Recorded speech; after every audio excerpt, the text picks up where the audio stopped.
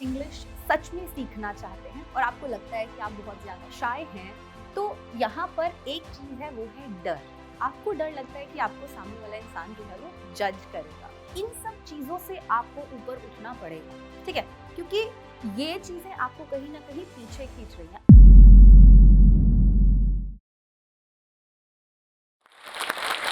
English बोलने का डर, इंग्लिश बोलने का माहौल, इस चीज को इंग्लिश में क्या बोलते हैं? इन सभी क्वेश्चंस के साथ पिछले 5 साल में लाखों बच्चे मेरे पास आए हैं और मुझसे हमेशा यही क्वेश्चन किया है कि मैम प्लीज बताइए, मैम प्लीज बताइए। हम करते हैं मैम, हम पढ़ते हैं मैम, हम ये देखते हैं मैम, पर हम इम्प्रूव नहीं कर पा रहे।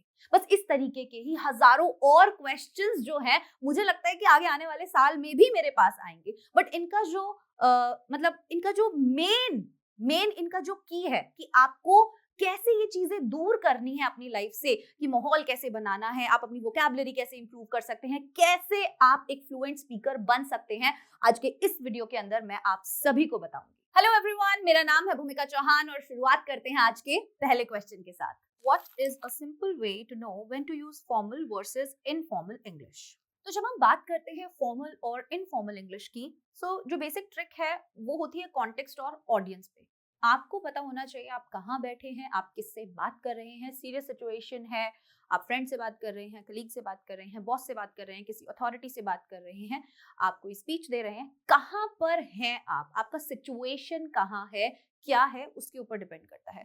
फॉर एग्जाम्पल, अगर हम फॉर्मल इंग्लिश की बात करें तो वो अक्सर यूज होती है आपके ऑफिस में, आपके बॉस के साथ कोई अथॉरिटी है, यूजुअली सीरियस सिचुएशंस में, कहीं पे आप स्पीच दे रहे हैं, कहीं आप टॉक देने गए हुए हैं, या बहुत सारी ऐसे सिचुएशंस हो सकते हैं जहां वो इंसान आपका फ्रेंड नहीं है, या वो सिचुएशन आपके लिए एक कंफर्टेबल सिचुएशन नहीं है, आप रिलैक्स नहीं है उस सिचुएशन में, ठीक है? तो वहां पर आपको फॉर्मल इंग्लिश यूज करनी होती है। वहीं पर अगर हम इनफॉर्मल की बात करें तो informal situations usually, informal English का यूज आप यूजुअली ऐसे सिचुएशंस में करेंगे जो बहुत ज्यादा रिलैक्स्ड है।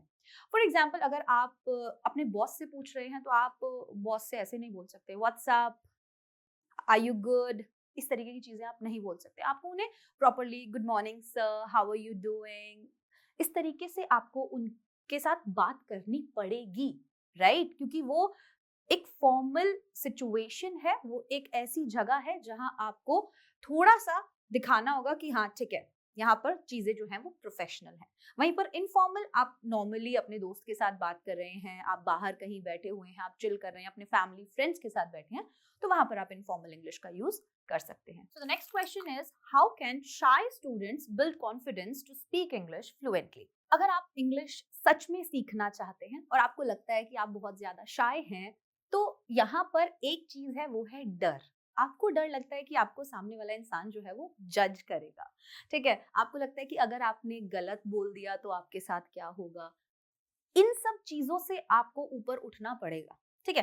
क्योंकि ये चीजें आपको कहीं ना कहीं पीछे खींच रही हैं। आप इतना प्रैक्टिस कर रहे हो, आप अकेले मिरर के सामने प्रैक्टिस कर रहे हो, आप इतनी चीजें देख रहे हो, आप सब चीजों पे काम कर रहे हो, बट जब भी किसी से कम्युनिकेट करने की बात आती है तो आपको बहुत ज्यादा डर लगता है। तो बच्चों, एवरी लिटिल स्टेप काउंट्स। कहने का मतलब ये है कि आपको बेशरम होना पड़ेगा। अगर आप इंग्लिश सीखना चाहते हैं तो सबसे पहले आपको इस लैंग्वेज से प्यार करना पड़ेगा। आपको ये पता होना चाहिए कि अगर मैं सच में एक फ्लुएंट स्पीकर बनना चाहता हूँ, अगर मैं सबके साथ अच्छे से कम्युनिकेट करना चाहता हूँ, तो कहीं ना कहीं अगर मैं शाय फील कर रहा हूँ, मुझे डर लग रहा है, ये जो फियर है ना, the only thing you have to fear is fear itself. आपको डर से ही डरना चाहिए, क्योंकि वो डर आपको कहीं ना कहीं वो काम नहीं करने देगा जो आप करना चाहते हो।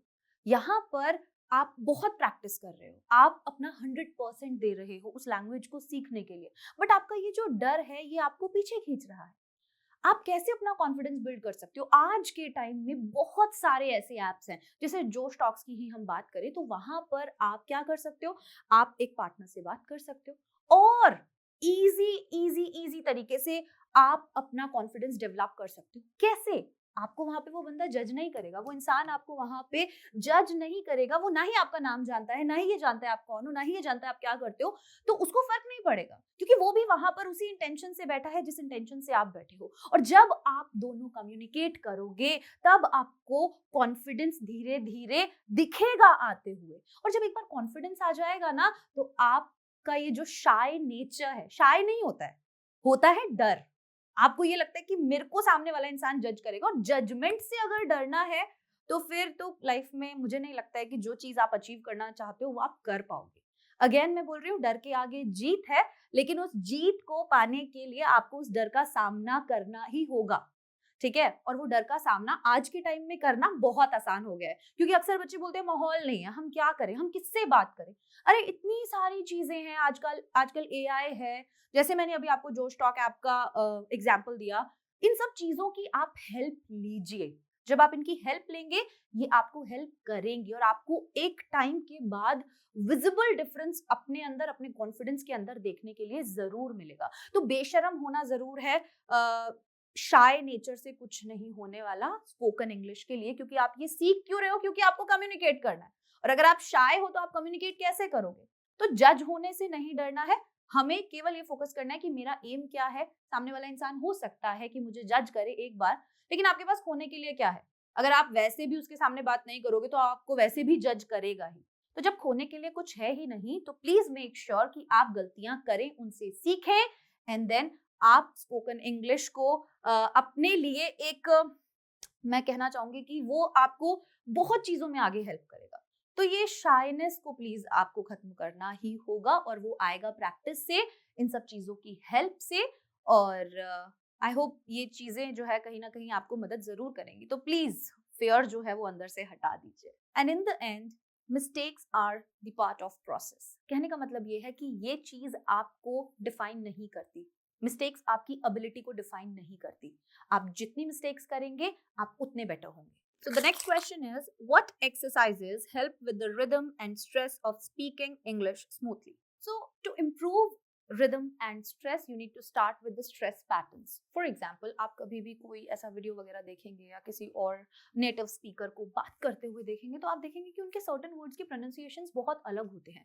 कुछ सिलेबल्स होते हैं जिन पे वो ज़्यादा स्ट्रेस देते हैं, कुछ पे वो नहीं देते। फॉर एग्जाम्पल, हम यहाँ पे अगर बात करें तो हम बोलते हैं बनाना, बट अगर आप वहां पे जो नेटिव स्पीकर्स हैं उन्हें बात करते हुए देखोगे तो वो बोल देंगे बनाना।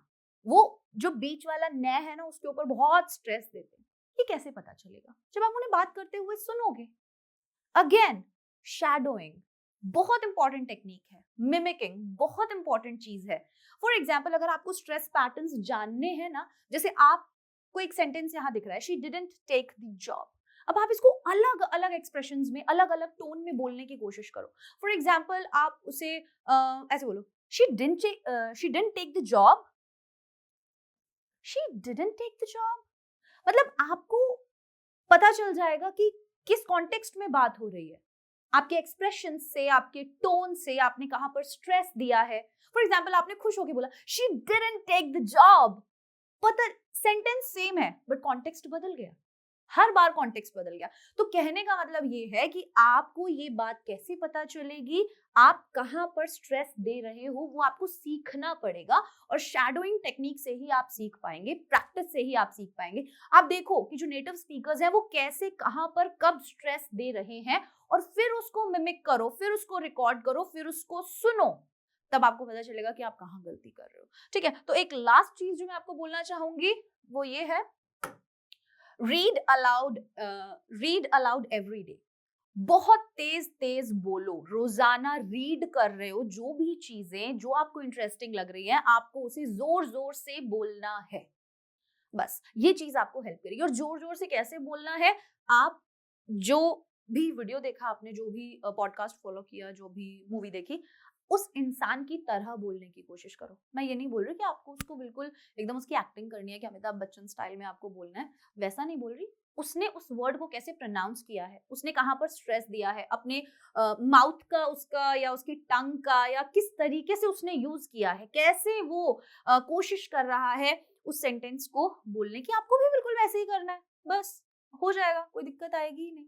तो ये चीजें इतनी मुश्किल नहीं है, सब कुछ आप देखो, मैंने जितनी भी बातें बताई उनके अंदर बातें इंटर रिलेटेड है। ये देखो, मिमिक करो, कॉपी करो, मतलब वहां पे आप इसको प्रैक्टिस करो, उसके बाद आप ये सारी चीजें वही हैं जो घूम फिर के मैं बार बार आपको बता रही हूँ, और वही चीजें आपको करनी है, वही काम आएंगी।